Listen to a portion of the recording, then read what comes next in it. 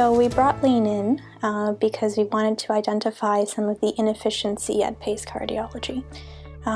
We do a lot of work with patients, and we wanted to make sure that our patient satisfaction was high, and we reduced our wait times.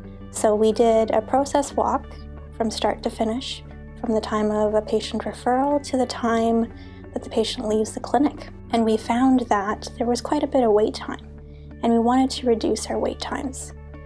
We found that our wait times were because we had a few bottlenecks in our process.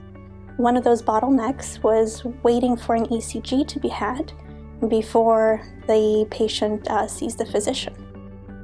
We also saw that there was some bottlenecks before the medical assistant had their interaction with the patient. And as a result, one of the very good ideas that we had was to combine those two processes. So now our new station that we have includes an ECG as well as the medical assistant piece. So we have reduced our wait time in that regard. And as a result, our patient satisfaction scores have increased.